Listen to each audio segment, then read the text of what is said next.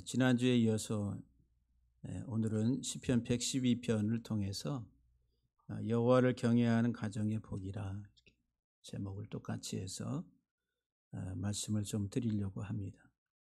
행복한 가정은 여호와를 경외하는 가정, 하나님 중심의 가정이라.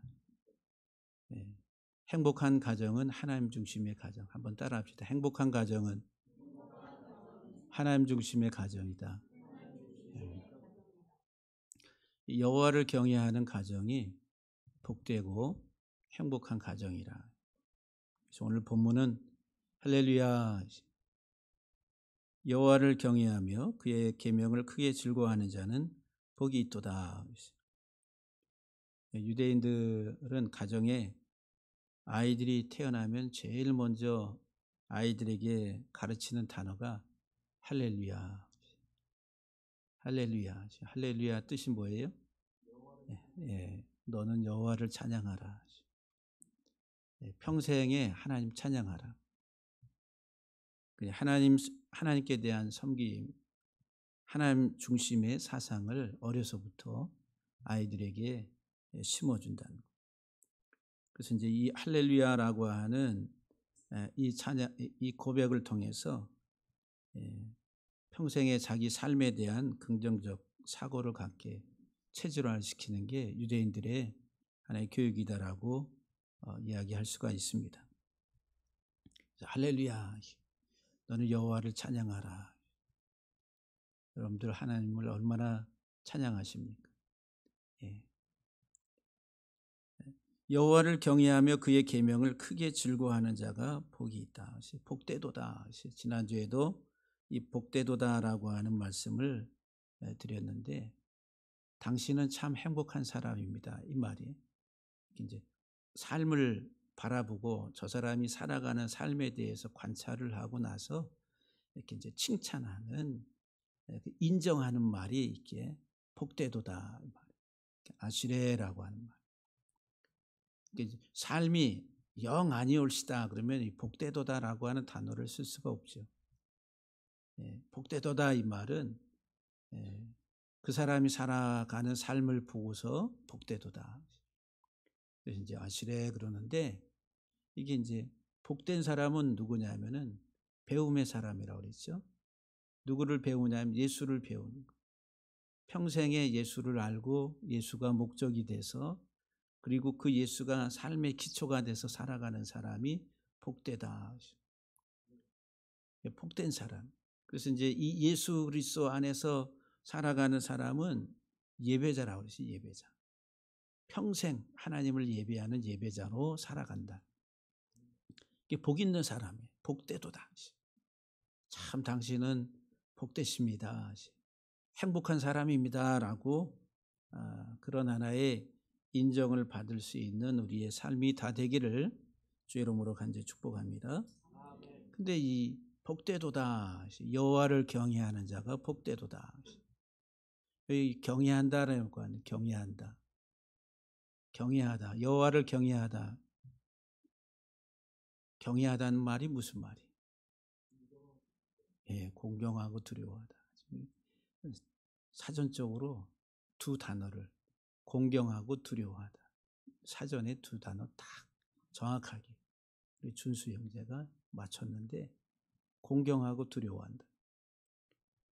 두려움과 공경이라고 하는 두 단어가 이 경외하다라고 하는 단어 속에 나와 있는데, 뭘 두려워해? 뭘 공경해요? 그 여호와를 경외한다라고 하는 말은 여호와 하나님이 인간의 이 세상 역사 속에서 행하시는 구원과 심판의 일들을 아는 거예요. 예수 그리스도 안에서 구원하시는 하나님의 구원을 깨달은 사람은 하나님을 공경한다는, 존경한다, 존중한다. 그 하나님을 그런 공경한다는 말이에요. 그리고 예수 그리스도 안에서 내가 말씀을 떠나게 되면은, 이 말씀에서 벗어나면은 하나님의 심판이 있다라고 하는 것을 알고 두려워한다는 거예요. 그게 두려움과 공경이 이 안에 공존하는 거예요. 말씀 안에서 예수 그리스도의 말씀, 하나님의 말씀 안에서 두려움과 하나님께 대한 공경이 같이 공존하는 것, 이게 경외한다라고 하는 말. 그러니까 하나님 여호와를 경외하는 자가 복되다 그랬어요.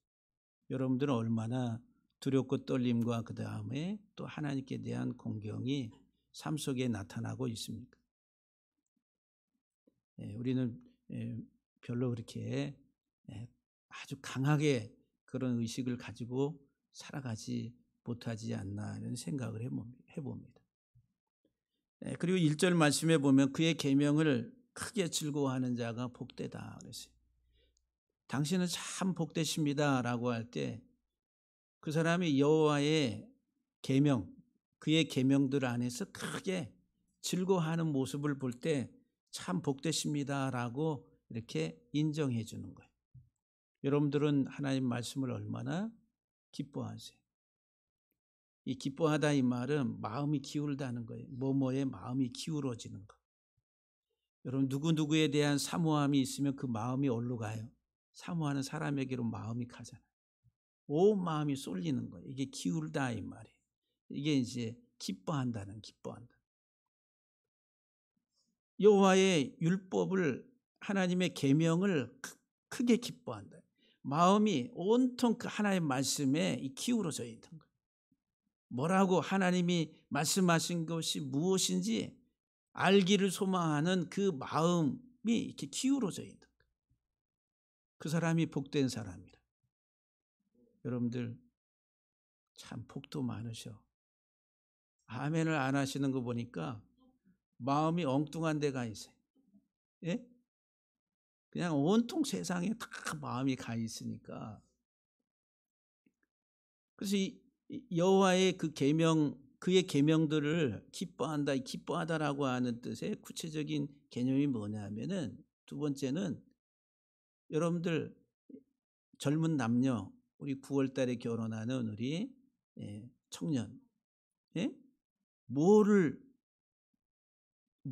기다리겠어요? 신방을 기다려, 신방을. 처녀 총각이 그 결혼, 신방을 기다리는, 기대하면서 기다리는 거. 이게 하페츠라고 하는 기뻐하다 이 말이에요. 그 마음이 다 온통 어디 가 있어요? 그 신방에 가 있어요. 하나님과 우리는 신랑과 신부 관계. 그 신방을 꿈꾸고 기대하고 소망하듯이 하나님의 계명을, 하나님의 말씀을 기대해요. 그게 기뻐하다 이 말이에요. 그 사람이 복되다, 행복한 사람입니다라고 그렇게 말해요. 그 가정이 하나님의 말씀 중심의 가정으로 세워져 갈 때에 그 가정이 복되다라고 그렇게 말씀을 드릴 수가 있습니다. 우리 성도들이 또 우리 성도들의 가정이 정말 행복한 복된 가정 다 되기를 주의 이름으로 간절히 축복합니다. 그래서 이 복된 가정, 복된 사람의 구체적인 복이 2절, 3절에 나옵니다. 2절, 3절에. 그래서 첫 번째가 뭐냐면은 그의 후손이 땅에서 강성하며 그랬어요. 자손이 땅에서 강성하다 그랬어요. 강성. 후손이 강성함의 복을 받아. 강성하다. 강성하다는 게 뭐예요? 강하게, 예? 막 번성하는 거, 그런 거일까요? 이 강성하다, 이 단어의 히브리적 개념을 빼어나다, 뛰어나다, 탁월하다, 또 승리하다, 이런 개념을 가지고 있어요. 그러니까 여호와를 경외하는 가정의 자손이 그런 하나의 그 빼어남과 탁월함 속에서 이 세상 살아가는데 승리한다. 승리. 이제 육적인 자손의 축복에 대해서 우리가 말씀을 생각해 볼 수가 있습니다. 그래서 우리가 이제 제일 많이 듣는 예화 중에 하나가 유대인들, 세상에 지금 흩어져 있는 유대인들이 미국 사회를 운영하고 뒤에서 경영하는 사람들이 누구냐면 유대인들. 정치, 경제, 그런 문화 전체적인. 그 사람들이 핵심이 그 유대인들이에요. 그래서 우리들은 노벨상의 거의 60%를 유대인들이 차지한다. 그 인구는 600에서 700만 밖에 안 돼. 세계 인구의 0.2% 정도 되는 이 사람들이 상당한 사회에 영향력을 미치고 있다라고 하는 거예요. 그런데 이제 이런 하나의 그 유대인들의 탁월한 재능이 어디서 나오느냐, 육적으로. 그 재능이 어디서 오냐 하면은 성경 암송이라는 거예요. 성경 암송. 성경 암송이라, 성경 암송. 그 성경을 어떻게 뭐로 암송하냐면 히브리어 언어로 암송해. 그들이 유대인들이 모국어가 히브리어잖아요. 그러니까 어디 있든지 그 히브리어 본문을 가지고 암송을 해. 어려서부터. 이사야서를 전체를 암송한다든지 시편을 암송하고. 가능하겠어요? 불가능하겠어요?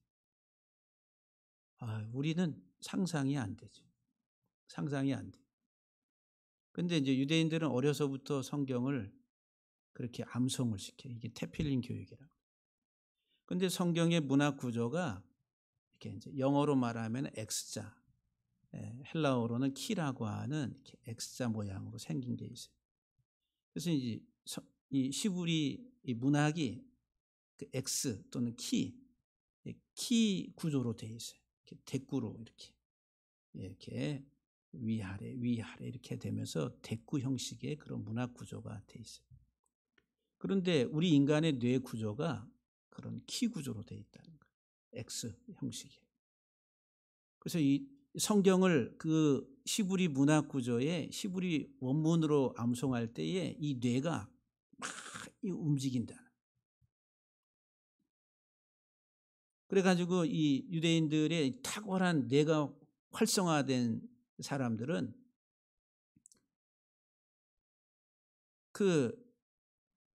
이 코헨 신학교의 총장이었던 그 박사님이 하는 얘기가 그 미국의 유명한 그 상위의 대학에 아이들이 와서 공부하는데 한국 아이들도 죽도록 공부한대. 어마어마하게 막 잠도 몇 시간 안 자면서 공부하는데 그때 유대인들 아이들은 와가지고 공부 시간에 강의 시간에 대충 듣는 것 같대. 그런데 시험을 보고 성적을 보면은 따라가질 못한대. 그러면 놀라는 게 이렇게 두꺼운 책이 있는데 걔네들 그냥 이렇게 막 책장을 넘긴대. 우리는 한자 한자 읽어가면서 막 보는데 걔네들은 그냥 축축축축 넘긴대. 근데 걔네들의 뇌 구조에는 사진이 찍힌대. 사진 착착착착착착. 그래, 그거 몇 페이지 몇째 줄에 있다. 못 믿겠죠. 저도 못 믿겠어요. 한 줄은 그래, 한 줄은 가능한. 그런데 이제 그 뇌 구조가 그렇게 발달이 된다는 거예요. 그게 이제 영향이 어디부터 이 성경 원문의 히브리 문학 구조에서부터 온다는 거죠. 우리 한글 번역 성경이나 영어 번역 성경으로는 그게 나타나지가 않아요. 그래서 유대인들의 그 자손이 육적인 그 자손들이 세계에서 탁월한 능력을 나타내는 것 중에 하나가 바로 곧 성경 암송이다. 그게 지대한 영향을 주고 있다는 거예요. 그래서 강성하다 이 말은 빼어나다, 탁월하다. 그래서 이 단어에서 이제 크고 아주 강한 용사라고 하는 단어가 골리앗이라고 하는 그 용사. 그러니까 탁월한 사람, 탁월한 아주 크고 육적으로도 아주 빼어난. 그런데 이 강성하다라고 하는 히브리 단어에 이 가바르라고 하는 단어에 영적인 의미는 뭐냐 하면은 죄로 썩은 나를 잘라낸다는 거예요. 그리고 성숙한 아들로 다시 경작한다는 거예요. 잘라내고 다시 경작한다. 그러니까 여호와를 경외하는 가정은 그 자손이 강성한다, 이 말은 단순히 육적인 자손이 훌륭하고 탁월하게 세상에서 나타나고 그런 영향력을 행사하는 것, 그것이 최종적인 목적이 아니라 하나님은 영적으로 우리의 죄성이 완전히 제거되고, 그리고 하나님이 농부가 되셔서 우리를 경작해서 성숙한 알곡이 되게 하시는 것, 이게 이제 강성하다. 이게 성경 전체를 보면 하나님 우리들을 알곡되게 하시는 거예요. 알곡은 모아서 곳간에 들이시고 쭉정이는 꺼지지 않는 불에 집어 던진다. 심판을 받는다는 거예요. 그러니까 여호와를 경외하는 자손, 행복한 가정을 이루고 살아가는 그 자손들은 이 땅에서 강성하다.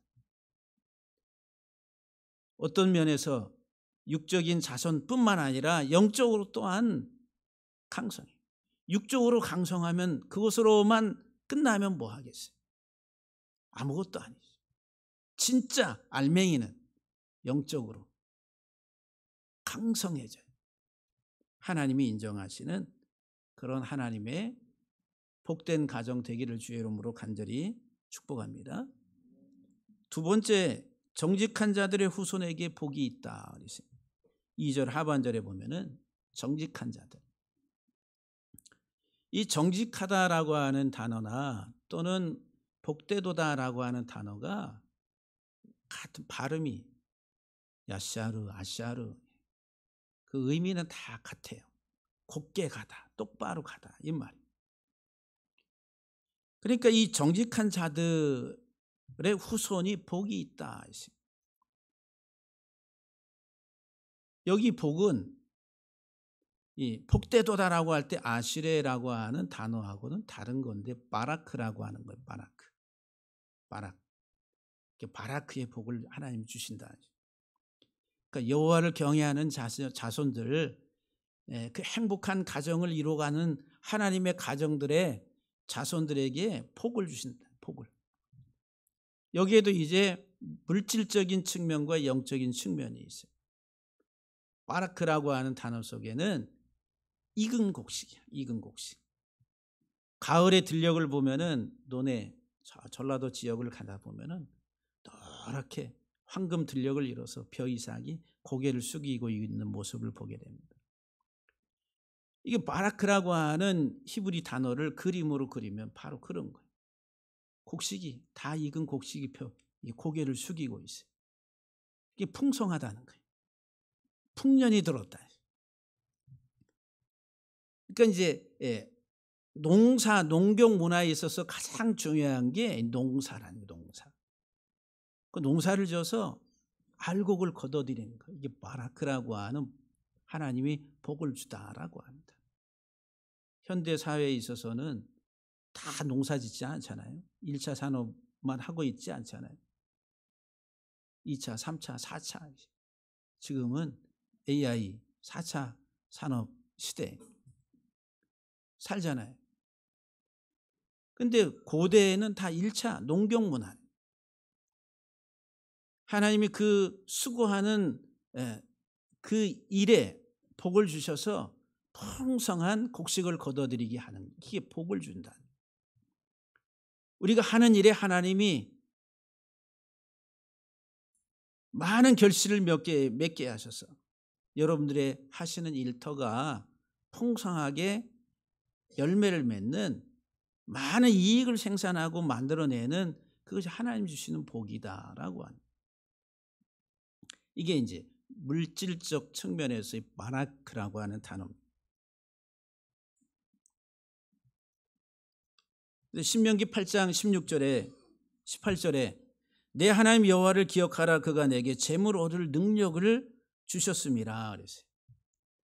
그러니까 우리가 이 세상을 살아가는데 또한 재물을 얻을 수 있는 능력을, 재능을 이 머리 아주 비상한 어떤 창의성, 그리고 건강한 신체, 여러 가지 능력을 우리에게 주셔서 각 분야에서 일하게 해서 물질적 부를 하나님이 얻게 하셨다는 거예요. 하나님이 주셨다는 거예요.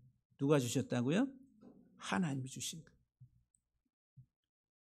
내가 잘나서가 아니라 태어날 때 하나님이 내게 그런 DNA를 주셔서 탁월한 어떤 분야에 일을 할 수 있도록 하셨다라고 하는 거예요. 그래서 이 정직한 자들의 후손에게는 이런 바라크의 복이 있다라고 하는 거예요. 근데 이게 이제 물질적인 측면과 또한 영적인 측면에 있어서 이 바라크라고 하는 이 단어, 이 바라크라고 하는 이 단어 자체가 복종의 아들 예수 그리스도라고 하는 거예요. 하나님이 우리에게 복을 준다라고 할 때 진짜 복이 뭐냐 하면은 아들 예수를 우리에게 주신 거예요. 이 세상에 하나님의 아버지의 뜻에 순종 복종해서 이 땅에 오신 예수 그리스도, 그분이 진짜 복이라. 그러니까 예수 그리스도, 그러니까 내 삶의 가장 중요한, 내 삶의 모든 것이 돼야 된다라고 하는 거예요. 오직 예수, 오직 예수라. 그러니까 오직 예수 그리스도를 알고 그 안에서 살아가는 하나님이 그 복을, 여호와를 경외하는 자녀들의 자손들에게 그 복을 주신다. 절대로 망하지 아니하는 그 하나님의 복된 가정을 약속하시고 있다라고 하는 거예요. 정말 여러분들이 예수가 가장 귀하다 그렇게 고백하시고 거기에 여러분들의 삶의 모든 것들을 다 걸고 살아가십니까? 찬송 몇 장이에요. 주 예수보다 귀한 것은 없네. 예? 세상 부귀 영화 그 어떤 것도 바꿀 수 없네. 근데 우리는 조금만 더 뭐가 더 주겠다 그러면은 다 팽개치고 가겠죠. 예? 이 땅에 물질적 세상적인 거 좋아 보이는 것들 주겠다 그러면 우르르 다 몰려가요. 이게 땅의 군중이라, 이 세상의 백성들. 찬송은 잘 불러요. 주 예수보다 귀한 것은 없네. 정말 예수님보다 귀한 것은 없습니까? 예수님이 가장 귀한 분이 여러분들의 삶에 있어서 그 복이 자녀들에게 평생 살아가면서 예수보다 더 귀한 것은 없다. 예수님이 내 생에 가장 귀한 복이다라고 알고 살아가는 것. 이게 복된 가정. 아멘을 안 하셔. 환장하겠네. 그냥 세상 없어요. 그냥 로또 그냥 1등 한번 당첨돼 봤으면 그렇잖아요. 하나님이 물질적인 축복도 우리에게 각 사람에게 주신다는 거예요. 근데 그게 목적이 아니라는 거예요. 그것만 알고 그것 안에서만 살아가는 사람은 하나님의 사람이 아니다라고 하는 거예요. 나중에는 화가 임하는. 그러니까 여호와를 경외하는 가정이 돼야 되는. 두려움과 공경이라고 하는 두 가지가 이 안에 공존해야 돼. 세 번째 3절에 보니까 부와 재물이 그의 집에 있으며 그랬어요. 아멘을 안 하시네. 부와 재물이 그 집에 있다 그랬어요. 여호와를 경외하는 그 복된 가정, 그 가정에는 그 사람에게는 부와 재물이 그의 집에 있다 그래요. 그의 집에 있다고. 부와 재물이. 부하고 재물이 같은 개념이잖아요. 근데 이 부라고 하는 이 단어는 호온이래요. 호온. 히브리어로 호온. 재물이라고 하는 단어는 오쉐르라고 하는 거예요. 예. 그래서 이 부라고 하는 이 단어는 만족, 족함이라고 하는. 그런데 이 단어의 어원이 뭐냐면은 쉽다, 쉽다. 우리의 삶을 쉽게 해준다는 거예요. 여러분들의 삶이 쉽고 편하려면 뭐가 많아야 돼? 부가 많아야지. 부가. 돈이 있어야지. 세상 우리가 쉽게 말하면은 돈이 많으면은 쉬워져요, 어려워져요? 삶이 쉬워져요, 어려워져요? 쉬워지지, 쉬워져. 어려워지는 사람은 이 어떤 놈이 이걸 뺏어가지 않을까 막 이게 그렇게 생각하는 사람은 어려울까요? 그런데 우리들이 정말 분에 넘치는 어떤 부를 가지고 있으면은 그냥 하고 싶은 거 자기가 마음대로 쉽게 쉽게 한다는 거예요. 그래서 쉽다라고 하는 개념에서 부, 족함, 만족이라고 하는 이 호언이라고 하는 단어가 온 거예요. 호언. 이거는 물질적인 측면에서 얘기하는 거예요. 우리가 이 세상을 살아가는 물질적인 측면에서. 하나님 우리에게 이 세상에 살아가는데 물질적인 것에 있어서도 풍성하게 해서 좀 쉽게 이런 기도하시잖아요. 좀 더 하나님 주시면은 감사합니다. 좀 더 쉽게 좀 편안하게 또 좀 누리면서 살아갈 수 있는 삶이 되기를 원합니다. 그런 거 기도 많이 하시잖아요. 또 그것들을 많이 구하시잖아요. 하나님이 우리에게 그와 같은 것들을 주시지 않는 하나님이 아니다라고 하는 거예요. 그 물질적 영역에 있어서 또한 하나님이 우리에게 부를 주신다는 그 호언이라고 하는 만족하게 우리의 삶을 좀 더 쉽게 그건 1차적인 거예요. 1차적인 거. 문자적인 것이라는 거예요. 겉사람에 해당하는 표면적인 것이라는 거예요. 그러면 이 혼의 영적인 이면적인 내용이 뭐냐면은 이 부라고 하는 것의 이면적인 내용이 뭐냐면은 예수 그리스도를 통한 생명, 자유 그것으로 우리가 쉬워지는 거예요. 예수를 만났을 때 예수 그리스도로 말미암아 내가 죄 사함 받고 구원 받았다라고 한 것을 알 때에 내 인생이 쉬워지는 거예요. 진짜 쉬워지는 거예요. 그래서 마태복음 11장 28절 이하 30절에서 뭐라고 말씀하세요? 수고하고 무거운 짐진 자들아 다 내게로 오라 내가 너희를 쉬게 하리라. 나는 마음이 온유하고 겸손하니 나의 멍에를 메고 내게 배우라 그리하면 너희 마음이 쉼을 얻으리라. 진짜 참된 쉼, 우리의 인생을 좀 더 쉽게 만들어 주시기 위해서 주님이 이 세상에 오셨다라고 하는 거예요. 이 땅에서의 내 삶이 쉬워지는 것, 물질적인 부분에 있어서는 내가 돈이 좀 많으면은 이 세상에서 좀 쉽게 살아갈 수가 있겠죠. 그러나 주님은 그것이 목적이 아니라 주님 자신이 자신을 우리에게 내어주시고 예수 그리스도를 통해서 내가 죄 사함을 받고 죄로부터 자유와 해방을 얻었을 때에 내가 쉬워진다. 여호와를 경외하는 가정은 그런 쉼, 그런 혼이라고 하는 만족과 쉼이 있다는 거예요. 아멘을 안 하시네. 듣고 계시나? 안 듣고 계시나? 그 쉼이 있어요. 쉼. 그러면 부와 재물이라 그래서 재물은 오쉐르라고 하는 단어. 재물. 이 아샤르 그러면은 부유하다. 부유하다. 부유하다라고 하는 단어에서 오쉐르 재물. 왜 부유해져요? 열심히 열매를 맺으니까. 열매를 많이 맺으면은 부유해지는 거예요. 그래서 이 부유하다.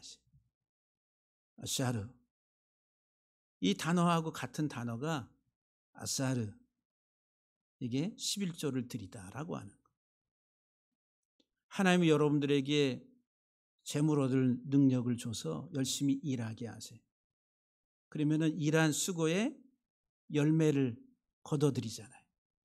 그 거둬들인 것에서 아시아르 10분의 1이라고 하는 11조를 하나님이 말씀하십니다. 그러니까 이 오세르라고 하는 이 재물이라고 하는 이것, 그래서 이 오세르라고 하는 부유하다, 재물의 그 단어 속에는 그 하나님이 우리에게 주시는 부의 기능이 있어요. 재물의 기능, 도우라고. 그 안에 돕는 게, 사람을 도우라고. 다시 말하면 사람을 살리고 사람을 회복시키고 사람을 도우라고 하나님 우리에게 재물을 주신, 재물의 기능이 재물. 그래서 이 국가가 경제 경영을 잘할 때에 어려운 사람들을 잘, 사회복지를 잘 이뤄가는 그 정책을 잘 펴는 나라가 건강한 나라예요. 건강한 나라. 한 개인에게 있어서도 마찬가지로 부의 용도를 바르게 잘 쓸 줄 아는 사람. 그래서 가난한 자, 어려운 자들을 경제적 속박으로부터 자유하도록 하나님께서 우리에게 많은 물질적 복을 주신다는 거예요. 그게 아샤르라고 하는 부유하다라고 하는 단어 속에서 우리에게 주는 교훈입니다. 그래서 그 단어에서 11조라고 하는 단어가 나와요. 11조. 그래서 의인은 누구냐 하면은 돕는 사람, 주는 사람이 의인이에요. 그래서 오늘 본문에 보면은 행복한 사람, 아쉐르, 행복한, 복되도다라고 하는 사람, 그 사람과 동의어가 의인이란, 의인, 짜데이크, 의로운 사람.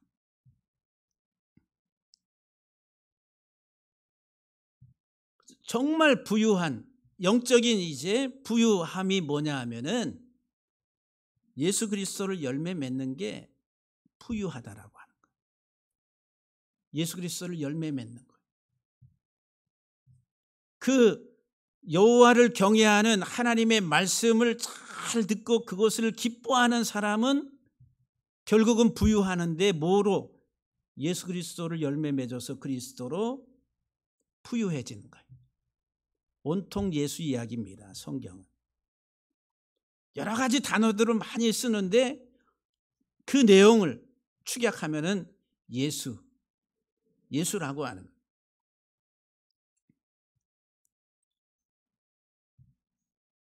그래서 이 세 번째, 부와 재물이 그 가정에 그 집에 있으며, 네 번째 뭐라고 말합니까? 3절 하반절에 그의 공의가 영구히 서 있으리로다 그랬어요. 여기 공의라고 하는 단어가 의라고 하는 의, 제데카라고 하는 의. 그의 의가 영구히 서 있다는 거예요. 그 의라고 하는 단어를 동의어로 어떤 단어를 쓴다고요? 예? 잊어버리셨어요? 의와 같은 동의어. 예? 구제. 쯔데카. 의. 쯔데카. 구제.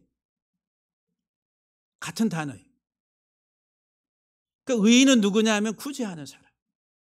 다시 말하면 하나님 주신 위에서 부와 재물을 그 집에 주시고 하나님께서 그 가정에 재물을 주실 때에 그것을 가지고 그 구제하는 사람이 의인인데 그 의가 어떻게 영구히 견고하게 서 있다라고 하는 그 의인의 삶을 산다는 거예요. 의로운 삶을 산다는 거예요. 그래서 의가 영구히 공고하게 서 있는 그 삶은 의로운 자의 삶을 이야기하는데 행복한 가정, 행복한 사람은 의인의 삶이라. 그 의인의 삶은 구제라는 거, 구제. 이건 올바른 청지기의 삶을 말합니다. 하나님께로부터 받은 재물을 바르게 사용하는 것. 내 것이 아니라 하나님이 맡겨주신 것, 그거를 내가 어떻게 바르게 쓰느냐, 그 의인이라. 그리고 오늘 본문 5절에도 보면은 은혜를 베풀며 꾸어주는 자는 잘되나니 그 일을 정의로 행하리로다 그랬어요. 누가 잘 된다고요? 은혜를 베풀고 꾸어주는 자는 잘 된다 그랬어요. 여러분들 잘 되기 원하세요? 망하기 원하세요? 잘 되기 원하죠. 이 잘되나니 이 말이 토브이시라고 하는 거예요. 선한 사람이에요. 선한 사람. 선한 사람. 하나님 보시기에 좋았더라 할 때 토브. 은혜를 베풀고 다른 사람에게 나눠줄 줄 아는 사람이 토브이시. 잘 되는 선한 사람. 하나님의 창조의 원래 모습이다. 하나님의 원래 창조하신 인간의 처음의 모습. 토브이시. 선한 사람. 하나님 보시기에 좋았더라라고 할 때. 오늘 본문 9절 말씀에도 보게 되면은 그가 재물을 흩어 빈궁한 자들에게 주었으니 그의 의가 영구히 있고 그랬어요. 그 의로운 삶이 영구히 있는데 어떻게 했기 때문에 재물을 흩어 빈궁한 자들에게 주었으니 그랬어요. 그 의로움이, 그 의로운 삶이, 구제의 삶이 영구히 있다. 그의 뿔이 영광 중에 있으리로다. 이와 같이 이사야 시편 41편 1절 이하 3절에 보면은 가난한 자를 보살피는 자에게 복이 있다. 가난한 자를 보살피는 자에게 복이 있다. 재앙의 날에 여호와께서 그를 건지실 것이다. 하나님이 재앙의 날에 그를 건지신다. 재앙의 날이 언제예요? 종말론 쪽으로 말하면은 하나님의 심판의 날에 구원이라는. 그리고 이 땅에 살아가면서도 하나님께서 그를 지키시고 그를 병상에서 붙드시고 그를 고쳐주실 것이다. 시편 41편. 잠언 19장 17절에도 보면은 가난한 자를 불쌍히 여기는 것은 여호와께 구워드리는 것이니 그의 선행을 그에게 갚아주시리라. 가난한 자를 불쌍히 여기는 것. 아까 토브이시. 선한 사람이라. 그의 선행이라 하세요. 그의 선행을 하나님이 그에게 갚아주신다 그랬어요. 가난한 자를 불쌍히 여기는 것은 여호와께 구워주는 것이다. 그래서 여러분들 내가 하나님 주신 것을 가지고 다른 약한 자들을 도울 때에 그건 누구에게 구워주는 거예요? 하나님에게 구워주는 거예요. 그러면 하나님은 그 사람에 대해서 채무자예요? 채권자예요? 예? 아니 그런 관계 같은 거 별로 생각을 안 해봐세요. 예? 하나님이 채권자예요? 채무자예요? 아니 채권자는 권리로 뭐 너 빚졌으니까 내놔 이거잖아요. 근데 내가 약한 자들에게 그들을 구제하고 그들을 구워주고 그들에게 나눠주는 그 행위는 하나님께 구워주는 것이기 때문에 하나님이 그 사람에게 갚아줘야 돼, 안 갚아줘야 돼? 갚아줘야 돼. 그러니까 하나님이 채무자가 되는 거예요. 그래서 그 선행을 하나님이 갚아주신다. 할렐루야.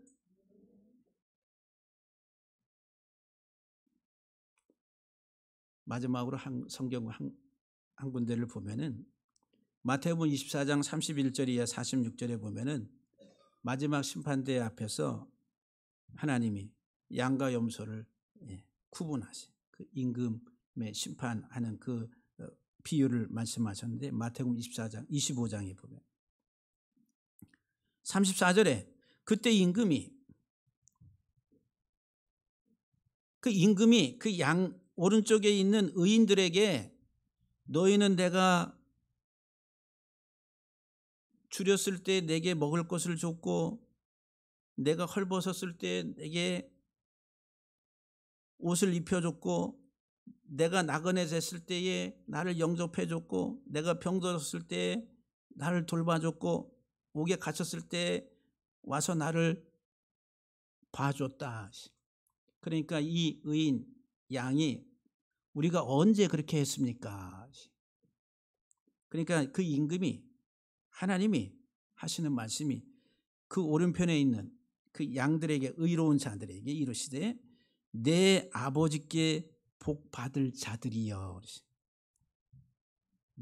이 오른쪽에 있는 의인들을 가리켜서 내 아버지께 복 받을 자들이여 나와 창세로부터 너희를 위하여 예비된 나라를 상속받으라 하면서 내가 줄일 때 너희가 먹을 것을 주었고 목마를 때 마시게 하였고 나그네 되었을 때 영접하였고 헐벗었을 때 옷을 입혔고 병들었을 때 돌봤고 옥에 갇혔을 때 와서 보았느니라.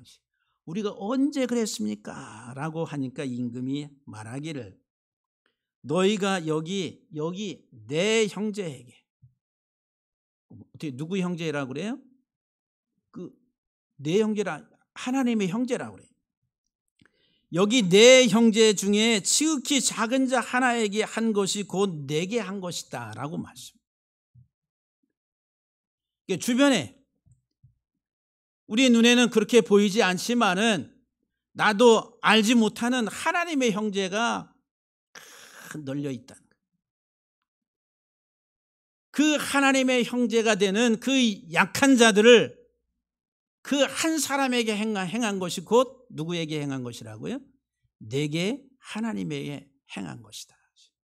그래서 이제 오른편에 있는 자들에게 내 아버지께 복받을 자들이여 그렇게 말합니다. 그러니까 여호와를 경외하는 가정, 단순히 물질적 세상적 복을 받는 그런 가정으로 끝나면은 화가 돼. 그러나 그것을 많이 받아서 의인의 삶을 살으라는 거예요. 의의 가정을 이루고 그 의의 삶이 영원하도록 그 관리를 잘 하는 가정이 복되도다. 이렇게. 할렐루야.